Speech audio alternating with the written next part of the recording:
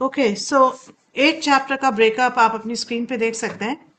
तो पहले 9 श्लोकों में तो ये बताया जाएगा कि मैत्रेय मुनि सबसे पहले तो विदुर जी को एक्नॉलेज करेंगे कि आप जो है पुरु जो डायनेस्टी है उससे आ रहे हैं।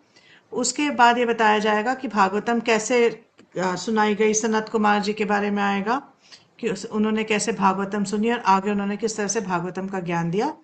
और फिर गर्भोदक्षाय विष्णु के बारे में आएगा कि कैसे जो है सृष्टि दोबारा से हुई और किस तरह से जो गर्भोदक्षाय विष्णु है उनके नाभि से एक कमल का फूल निकला। और फिर 15-16 में है कि किस तरह से ब्रह्मा जी ने उस नाभि पे से निकले हुए जो कमल के फूल पे ब्रह्मा जी प्रकट हुए। और जब वो प्रकट हुए तो चारों दिशाओं में देखने लगे।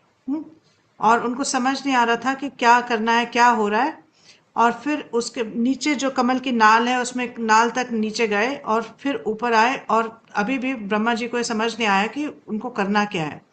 फिर 17 से 21 में कि जब ब्रह्मा जी ऊपर आए उसके बाद ब्रह्मा जी इधर उधर देखना शुरू हुए।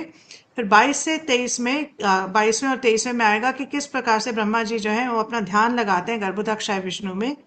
और 24वें में आएगा कि किस तरह से मतलब वो देखते हैं कि गर्भोदक्षाय विष्णु किस प्रकार से हैं।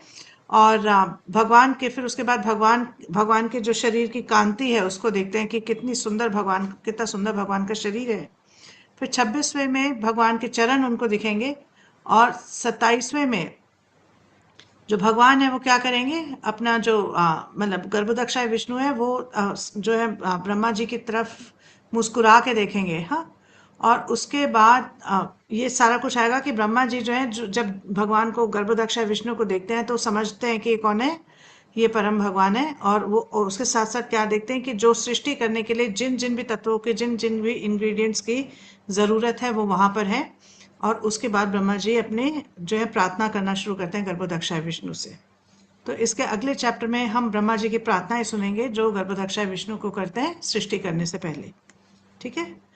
तो आज देखते हैं क्या हो रहा है। तो आज ये पहले श्लोक में श्री मैत्रेय मुनि ने विदुर से कहा, राजा पुरु का राजवंश शुद्ध भक्तों की सेवा करने हेतु योग्य है, क्योंकि उस वंश के सारे उत्तराधिकारी श्री भगवान के प्रति समर्पित हैं। तुम भी उसी कुल में उत्पन्न हुए हो और यह अद्भुत है कि तुम्हारे प्रयास से श्री भगवान की दिव्य लीलाएं प्रतिक्षण नूतन से नूतनतर होती जा रही हैं। तो मैत्रेय मुनि क्या कर रहे हैं, सबसे पहले इस चैप्टर में हम देख रहे हैं कि विदुर जी की प्रेस कर रहे हैं। और क्या कह रहे हैं कि मतलब आप पुरु वंश से हो और पुरु वंश में सब शुद्ध भक्त हुए हैं, सब शुद्ध भक्त हुए हैं जो कि पूरी तरह से परम भगवान जो है भगवान को पूरी तरह से समर्पित हैं। और आप भी उस आपका जन्म भी उसी वंश में हुआ है। हाँ, और इसी वजह से आपकी वजह से क्योंकि आप भगवान के बारे में सुनना चाहते हो, आपके अंदर इतनी जिज्ञासा है कि जब मैं आपको सुना रहा हूं तो मेरे लिए ये सारी जो भगवान की लीलाएं हैं ये ऐसा लग रहा है कि ये पहली बार इनकी चर्चा हो रही है। मतलब ये कैसी लग रही है, नूतन से नूतनतर लगती जा रही है मुझे जो भी मैं आपको चर्चा कर रहा हूँ। तो प्रभुपाद जी अपने तात्पर्य में बताते हैं कि मैत्रेय मुनि इसलिए विदुर जी को धन्यवाद दे रहे हैं क्योंकि ये सारे जो सारे हैं उनके वंश में, उनके जो वंशज हैं सारे के सारे, उनका उनका जो अटैचमेंट है, उनका जो आकर्षण है वो भगवान के पर्सनल फॉर्म से है। हाँ, भगवान के निराकार रूप से नहीं है, उनके पर्सनल फॉर्म से है। क्योंकि जब सेवा की बात आती है तो आप निराकार रूप की सेवा कैसे कर सकते हैं। हाँ, सेवा करने के लिए भगवान के साकार रूप की ही सेवा हो सकती है, निराकार रूप की सेवा नहीं हो सकती।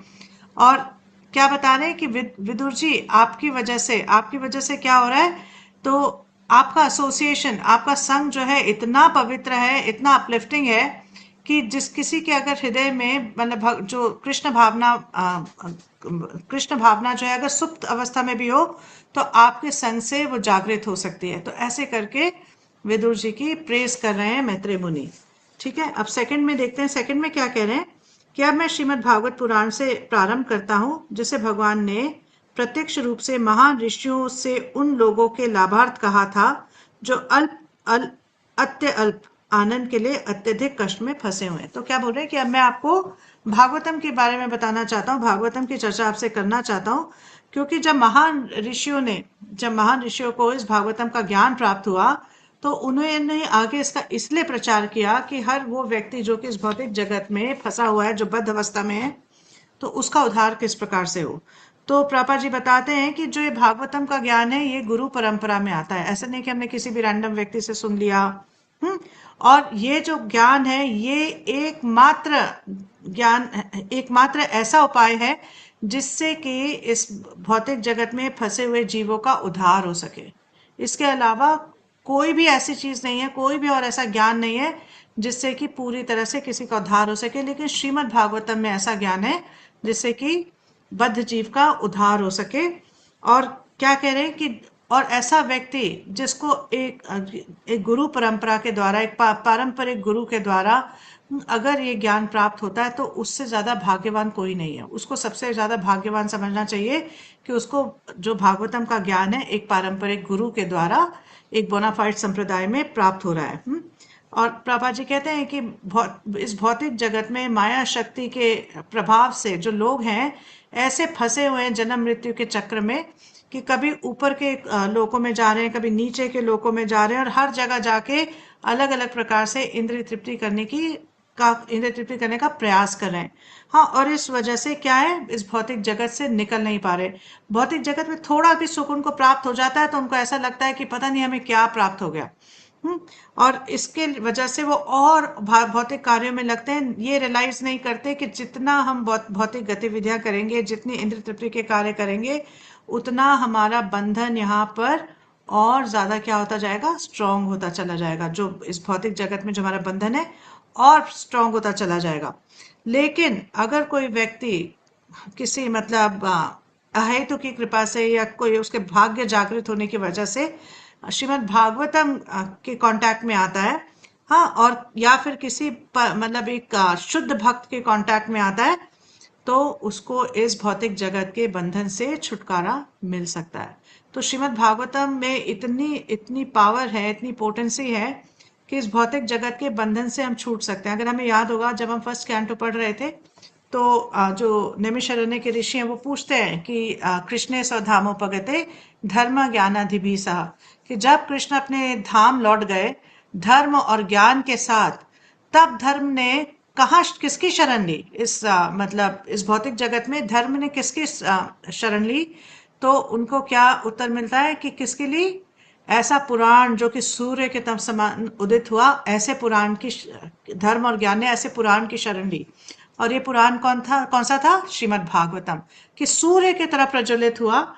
और श्रीमद् भागवतम जो है, भगवान जब गए उसके बाद श्रीमद् भागवतम जो है, उसमें धर्म और ज्ञान ने अपनी शरण ली। और श्रीमद् भागवतम को इस ग्रंथ अवतार भी कहा जाता है, कि भगवान का ग्रंथ अवतार है। तो इसलिए बहुत पोटेंसी है। तो हमें कोशिश करनी चाहिए कि हम ध्यानपूर्वक सुने, ध्यानपूर्वक उसका अध्ययन करें।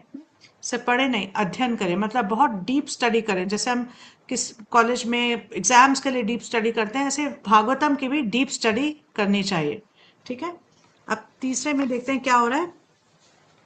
तीसरे में कह रहे हैं, विदुर जी, कुछ काल पूर्व तुम्हारी ही तरह कुमार संतों के प्रमुख सनत कुमार ने अन्य महर्षियों के साथ जिज्ञासावश ब्रह्मांड की तली में स्थित भगवान संकर्षण से भगवान वासुदेव विषयक सत्यों के बारे में पूछा था। तो अब ना हिस्ट्री बता रहे हैं कि थोड़े समय पहले जो सनत कुमार हैं, जो 4 कुमार हैं, उनमें से जो सबसे बड़े हैं वो है सनत कुमार। और सनत कुमार ने संकर्षण भगवान से पूछा था कि वो वासुदेव जो कि कृष्ण है, वासुदेव जी के बारे में बताए। और ये संकर्षण भगवान उनको कहाँ मिले, वो जो समुद्री तल पे, मतलब जो बिल्कुल नीचे, हाँ, जो समुद्र है, हाँ, जैसे गर्भोदक सागर है, उसमें ये संकर्षण भगवान उनको मिले और उन्होंने उनसे पूछा। तो और प्रभा जी बहुत बार बताते हैं कि सनत कुमार और ये 4 कुमार जो हैं, ये ब्रह्मा जी के मतलब प्रथम पुत्र हैं चारों। लेकिन जब ये चारों का जन्म हुआ, ब्रह्मा जी ने जब सृष्टि करी, तो चारों का जब जन्म हुआ तो इन चारों ने मना कर दिया कि हम बड़े होकर सृष्टि को आगे नहीं बढ़ाना चाहते, हम 5 वर्ष की आयु से ऊपर नहीं बढ़ना चाहते, ताकि हम क्या रहें, हमें जो ये भौतिक जीवन के अलग अलग कलमश हैं वो हमें परेशान ना करें, और हम भगवत भक्ति में लग सके।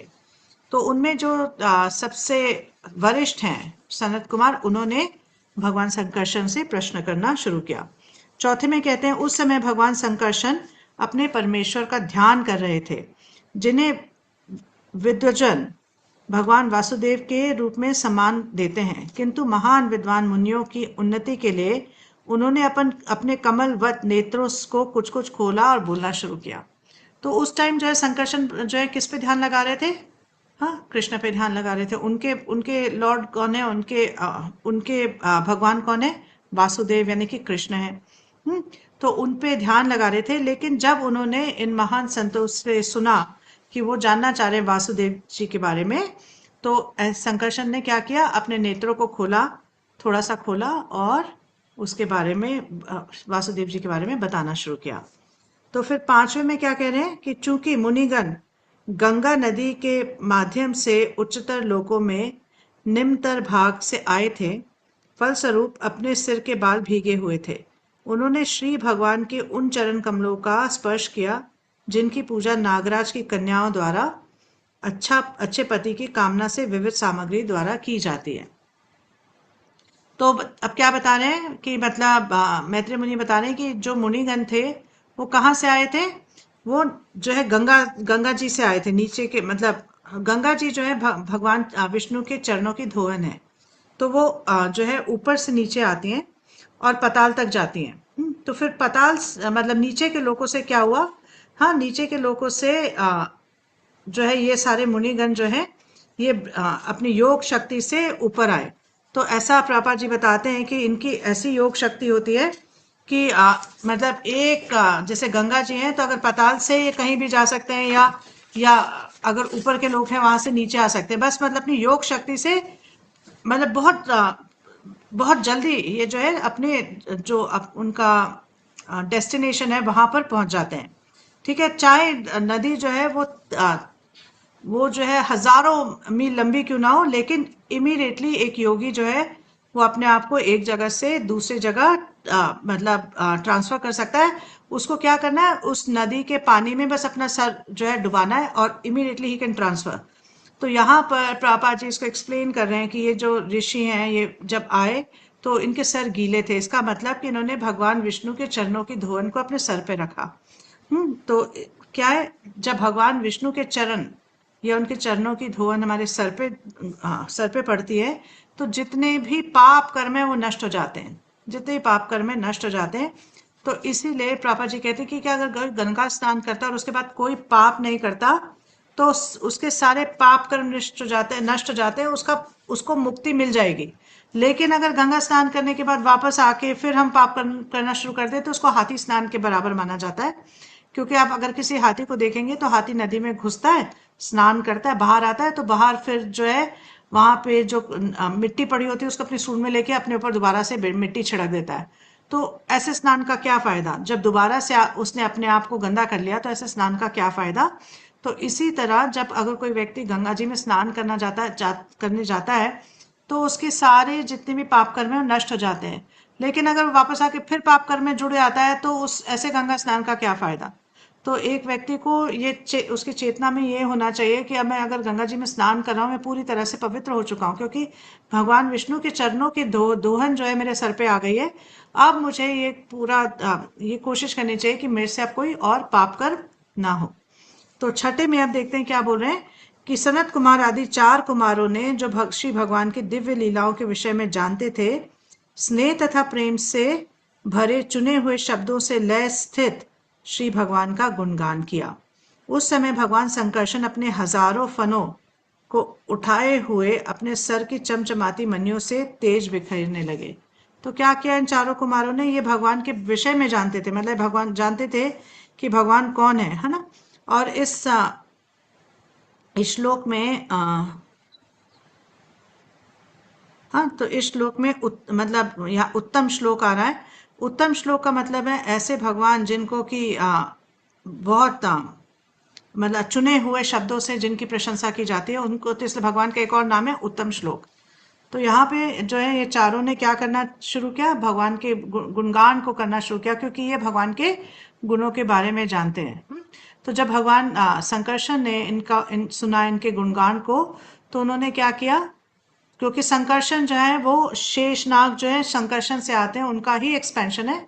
तो ऐसा बताया जा रहा है कि उन्होंने अपने हजारों फनों को उठाया और उनके शरीर से बहुत तेज निकलना शुरू हुआ। हाँ, और जो उनके सर पे भी जो मतलब जो सांप थे, जो जो फन थे, उनके सर पे भी मणियां थी, वो मणियां भी बिल्कुल मतलब प्रकाशमान हो गई, बहुत तेज उनसे निकलना शुरू हो गया। अब सातवें में क्या कह रहे हैं? सातवें में कहते हैं, इस तरह भगवान संकर्षण ने उन महर्षि सनत कुमार को श्रीमद् भागवतम का भावार्थ कहा, जिन्होंने पहले से वैराग्य का व्रत ले रखा था। सनत कुमार ने भी अपनी पारी में सांख्यायन मुनि द्वारा पूछे जाने पर श्रीमद् भागवतम को उसी रूप से बतलाया जिस रूप से उन्होंने भगवान संकर्षण से सुना था। तो क्या हुआ? अब संकर्षण जो है उन्होंने मतलब भावार्थ दिया। क्या दिया भावार्थ? श्रीमद् भागवतम का भावार्थ इनको, इन चारों संतों को दिया। और फिर जब इन लोगों ने सुना तो उसके बाद सनत कुमार ने ये भावार्थ जो है किसको दिया? सांख्यायन मुनि, हाँ, उनको दिया। जिस तरह से उन्होंने संकर्षण जी से सुना था, बिल्कुल उसी तरह से उन्होंने आगे सांख्यायन मुनि को दिया। तो प्रभुपाद जी बताते हैं कि इस तरह से परंपरा चलती है ना। परंपरा इस तरह से चलती है कि आप किसी प्रमाणिक सोर्स से सुने और फिर उसको प्रमाणिक तरीके से, बिना उसमें कुछ एडिशन किए, बिना उसमें कुछ सब्सट्रैक्शन किए आगे दे दें। ठीक है। तो इसमें प्रभुपाद बताते हैं कि अगर कोई व्यक्ति प्रमाणिक गुरु से या प्रमाणिक सोर्स से नहीं सुनता है तो उसको, वो प्रीचर नहीं बन सकता, मतलब वो आगे प्रचार नहीं कर सकता। क्योंकि जब उसे प्रमाणिक सोर्स से नहीं सुना है, प्रमाणिक रूप में नहीं सुना है, तो प्रचार किस चीज का करेगा? फिर तो जो अपने मन में बात आ रही है वही प्रचार करेगा, उस प्रचार का क्या फायदा? क्योंकि अगर हम अपने मन में जो आ रहा है उसका, उससे प्रचार करेंगे तो किसी के हृदय में कोई परिवर्तन नहीं होगा। तो ऐसे प्रचार का कोई भी फायदा नहीं है। ठीक है। फिर आठवें में क्या बता रहे हैं? आठवें में बता रहे हैं कि सांख्यायन मुनि आध्यात्मवादियों में प्रमुख थे, और जब वे श्रीमद् भागवतम के शब्दों में श्री भगवान की महिमा का वर्णन कर रहे थे तो ऐसा हुआ कि मेरे गुरु पराशर तथा बृहस्पति दोनों ने उनको सुना। तो यहाँ पे मैत्रेय मुनि क्या बता रहे हैं कि जब सांख्यायन मुनि, हाँ, जो उन्होंने सनत कुमार जी से सुना उसके बारे में बता रहे थे, तो वहां पर कौन कौन थे? मेरे गुरु, मतलब ये मैत्रेय मुनि बता रहे हैं कि पराशर जो है वो मेरे गुरु हैं, और पराशर मुनि ने वहां पे सुना, और बृहस्पति जो कि देवताओं के गुरु हैं, उन्होंने भी इस व्याख्यान को सांख्यायन मुनि से सुना। अब नवे में क्या बता रहे हैं कि जैसे कि पहले कहा जा चुका है, महर्षि पराशर ने महर्षि पुलत्स्य के द्वारा कहे जाने पर मुझे अग्रगण्य पुराण श्रीमद् भागवतम सुनाया। हे पुत्र, जिस रूप में उसे मैंने सुना है, उसी रूप में मैं तुम्हारे सम्मुख उसका वर्णन करूंगा, क्योंकि तुम सदा ही मेरे श्रद्धालु अनुयायी रहे हो। तो अब क्या बता रहे हैं कि जब पराशर मुनि जो है, उनको पुलत्स्य मुनि ने कहा कि आप ये ज्ञान जो है मैत्रेय को दीजिए, मैत्रेय मुनि को भी ये ज्ञान प्राप्त होना चाहिए। तो पुलत्स्य मुनि के कहने पर पराशर जी ने ये ज्ञान मैत्रेय मुनि को दिया। अब क्या कह रहे हैं विदुर जी को कि अब ये जो है ये ज्ञान मैं आपको देने जा रहा हूँ। हाँ, जो भी मैंने पराशर मुनि यानी कि अपने गुरु से सुना वो मैं आपको देने जा रहा हूँ। तो प्रभुपाद जी अपने तात्पर्य बता रहे हैं कि जो पुलत्स्य मुनि है उनसे ही सारे आसुरी लोग आए हैं, है ना, सारे असुरों के पिता हैं।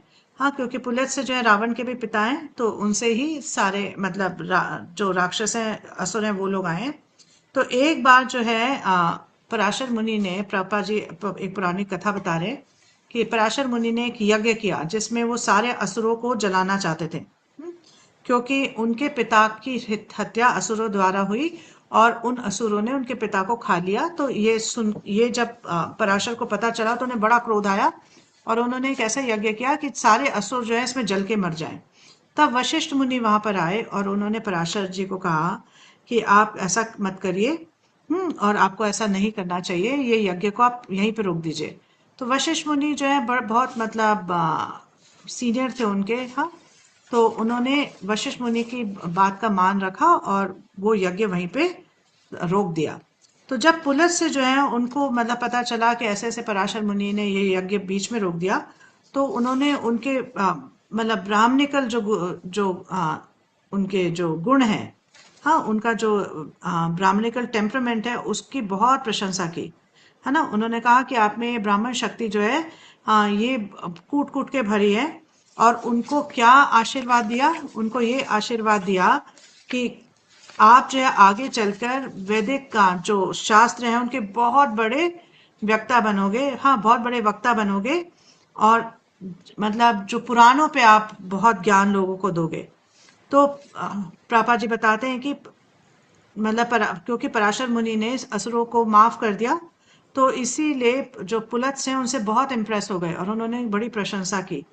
तो अब जो है पराशर मुनि ने सबसे पहले श्रीमद् भागवतम पुराण बोला। और उस भागवतम पुराण को किसको बोला? मैत्रेय मुनि को बोला। अब मैत्रेय मुनि कह रहे हैं कि अब क्योंकि मैंने अपने गुरु से सुना है, और विदुर आप जो है मतलब आप परफेक्ट श्रोता हो। आप परफेक्ट श्रोता हो क्योंकि आप में श्रद्धा भी है, हाँ, और आप जो इंस्ट्रक्शन सुनते हो उसको अपनी लाइफ में फॉलो भी करते हो। इसीलिए अब आपको ये इंस्ट्रक्शंस मैं सुनाने जा रहा हूँ। ठीक है। अब 10वें में क्या हो रहा है? 10वें में कि अब बता रहे हैं कि उस समय जब तीनों जगत जल में निमग्न थे, तो गर्भोदक्ष विष्णु महान सर्प अनंत की अपनी शैया में अकेले लेटे थे। यद्यपि वे अपनी निजी अंतरंगा शक्ति में सोए हुए लग रहे थे और बहिरंगा शक्ति के प्रभाव से मुक्त थे, किंतु उनकी आंखें पूर्णतया बंद नहीं थीं। तो इसको क्या बताया जाता है कि जो गर्भोदक्ष विष्णु हो किस में थे? योग निद्रा में थे। हाँ, योग निद्रा में थे, हालांकि लेटे हुए हैं और ऐसा लग रहा है कि सोए हुए हैं, लेकिन उनकी आंखें पूरी तरह से बंद नहीं थी। फिर 11वें में क्या कहते हैं? जिस तरह ईंधन की लकड़ी के भीतर अग्नि की शक्ति छिपी रहती है, उसी तरह श्री भगवान समस्त जीवों को उनके सूक्ष्म शरीरों में लीन करते हुए प्रलय के जल में भीतर पड़े रहे। वे काल नामक स्वतः अर्जित शक्ति में लेटे हुए थे। तो अब यहाँ पे क्या बताया जा रहा है कि भगवान किस तरह से लेटे हैं? तो मतलब अनंत की शैया पे लेटे हैं। और क्या बता रहे हैं कि जब तीनों लोग, मतलब जब प्रलय आया, ये अर्ध प्रलय की बात हो रही है, ये पूर्ण प्रलय की बात नहीं हो रही, ये ब्रह्मा जी की रात्रि की बात हो रही है कि जब तीनों लोक में, हाँ, पानी भर जाता है और तीनों लोक का नाश हो जाता है। तब क्या है कि भगवान किस में लेटे हैं? हाँ, भगवान जो है अनंत पे लेटे हैं। और जो जितने भी जीव हैं, हाँ, अब वो अप्रकट स्थिति में है। अब वो क्या है? सिर्फ उनके सूक्ष्म शरीर में है जीव। हाँ, स्थूल शरीर का नाश हो चुका है। और इस शक्ति को, जिसके द्वारा वो अपने सूक्ष्म शरीर में एग्जिस्ट करते हैं, शक्ति को क्या कहते हैं? काल शक्ति। ठीक है। तो जो स्थूल शरीर है वो प्रकट हो गया, लेकिन सूक्ष्म शरीर अभी भी है। तो इसीलिए मतलब जो मटेरियल वर्ल्ड है ये पूरी तरह से खत्म नहीं हुआ है। पूरा क्रिएशन जो है ये पूरी तरह से खत्म नहीं हुआ है। जैसे कि जब ब्रह्मा जी की आयु समाप्त होती है, ब्रह्मा जी के 100 वर्षों के बाद क्या होता है? पूरा जो मटेरियल क्रिएशन है उसका संहार हो जाता है। लेकिन अर्थ प्रलय में ऐसा नहीं होता। अर्थ प्रलय में ऊपर के 4 लोग जो हैं उनको छोड़ के सारे जो लोग हैं उनमें पानी भर जाता है और वहां नाश हो जाता है, लेकिन ऊपर के 4 लोगों में नाश नहीं होता। तो इस बारे में जो है वो बता रहे हैं। अब 12वें में देखते हैं, 12वें में क्या हो रहा है? तो मैत्रेय मुनि कहते हैं श्री भगवान अपनी अंतरंगी शक्ति में 4000 युग चक्रों तक लेटे रहे और अपनी बहिरंगी शक्ति से जल के भीतर सोते हुए प्रतीत हुए। जब सारे जीव काल शक्ति द्वारा प्रेरित होकर अपने सकाम कर्मों का आगे विकास करने हेतु बाहर आ रहे थे, तो उन्होंने अपने दिव्य शरीर को नीले रंग का देखा। तो क्या बता रहे हैं? कैसे भगवान जो है 4000 युगों के साइकिल, मतलब एक युग का साइकिल, मतलब एक बार सतयुग, एक बार त्रेता युग, एक बार द्वापर युग और एक बार कलयुग। तो 4000 ये साइकिल जो है, तब तक क्या हुआ? तब तक वो वहां पर लेटे रहे। वहां पर लेटे रहे। और जो जीव हैं अब उनके अंदर जो ये है कार्य करने की जो प्रेरणा आ रही है कि हमें बाहर जाकर मतलब हमें अब एक शरीर की प्राप्ति हो ताकि हम अपने भौतिक कार्यों में जुड़ें, अपने इंद्र तृप्ति के कार्यों में जुड़ें। तो क्या हुआ कि उन्होंने क्या देखा कि उनकी जो मतलब अ, जो उनकी जो ये शरीर है वो नीले रंग का हो गया है। क्योंकि क्योंकि जो ये जीव हैं, जीव ये जो बाहर आने की कोशिश कर रहे हैं, कौन से जीव हैं? ये वो जीव हैं जो भगवत धाम नहीं लौट सके। तो इनके इनके भौतिक पाप हैं बहुत सारे, और इन पापों का जो कॉम्बिनेशन है उसकी वजह से उनके शरीर पे ब्लू रंग का रिफ्लेक्शन आ रहा है। तो ऐसे प्रभुपाद जी बताते हैं। और प्रभुपाद जी बताते हैं कि ये काल शक्ति जो है ये एक्चुअली में अविद्या है।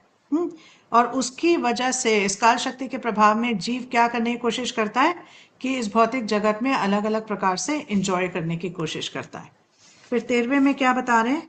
13वें बता रहे हैं कि सृष्टि का सूक्ष्म विषय तत्व जिस पर श्री भगवान का ध्यान टिका था भौतिक रजोगुण द्वारा विक्षुब्ध हुआ। इस तरह सृष्टि का सूक्ष्म रूप उनके उदर से बाहर निकल आया। तो अब क्या बता रहे हैं कि जो मतलब जो क्रिएशन के लिए जो सूक्ष्म तत्व है मतलब वो क्या हुआ, वो बाहर निकल आया, उनकी नाभि से बाहर निकला। फिर बता रहे हैं 14वें में जीवों के सकाम कर्म के इस समग्र रूप में ने भगवान श्री विष्णु के शरीर से प्रस्फुटित होते हुए कमल की कली का रूप धारण कर लिया। फिर उनकी परम इच्छा से इसने सूर्य की तरह हर वस्तु को आलोकित किया और प्रलय के अपार जल को सुखा डाला।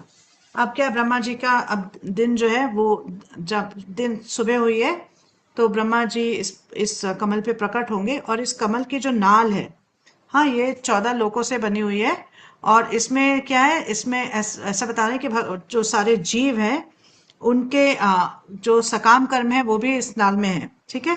और इसमें ये नाल निकली है अब, और फिर वहां पे जब ये नाल निकली तो सूर्य के समान प्रकाश हुआ और जो भी ये जल था जो नीचे के लोकों में भर गया था वो जल क्या है, सूख गया। तो आज हम यहाँ तक कवर कर रहे हैं और फिर अगले वीक इस rest of the chapter we will finish, ठीक है।